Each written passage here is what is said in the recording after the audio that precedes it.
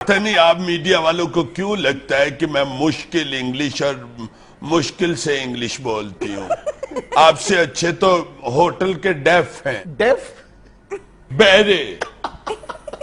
एक तो अंग्रेजी का तर्जुमा भी मुझे खुद ही करना पड़ता है।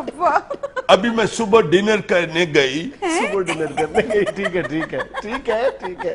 आपको क्या तकलीफ है? स्टार्स को जब टाइम मिले वो कर लेते हैं डिनर। सुबह मैं डिनर करने गई होटल में तो मैंने पूछा वट इज, यानी क्या क्या है। What is? तो उसने यानी डेफ ने बताया ऑल सम इज, सब कुछ है। Some is. मैंने कहा हेड फुट इज, सिरी पाए है। अच्छा। उसने कहा इज। मैंने कहा फिर लिया मेरा मुंह की वेखंडी। जब मैंने 1 प्लेट खा ली तो मैंने उसे बुलाया, मैंने कहा एंड इज, और है।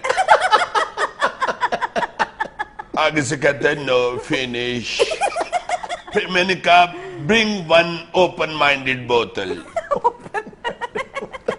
ढक्कन खोल के बोतल ले आ। वो ले आया। मैंने इतने सुकून से कैंडल लाइट डिनर किया। Sunlight was coming, good song was walking.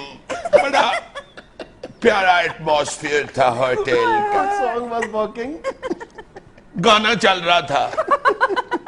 Def ने फिर आके मुझसे पूछा मैडम एंड सम, और कुछ?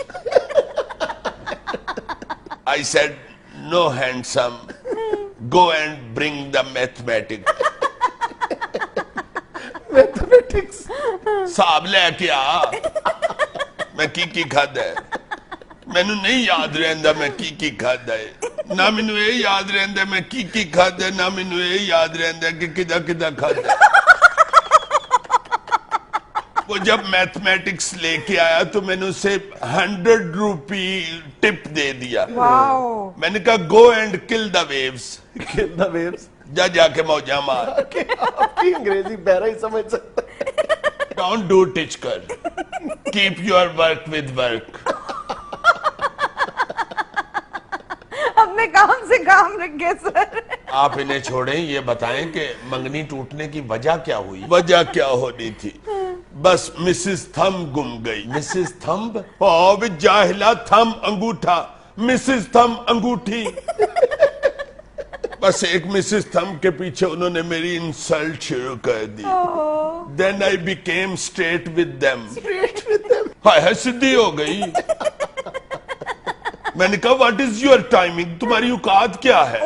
मुझ पर कीचड़ जंपिंग कर रहे हो। Big living not. Big living not क्या है? बड़ा रहंदा नहीं। यानी अब फिर से आप रिश्ते की तलाश में हैं। यस, इसलिए मैं बाहर जा रही हूँ और कोई मुझे स्नो विंडो देखने का शौक नहीं। Snow window? बर्फबारी। बारी विंडोज सर।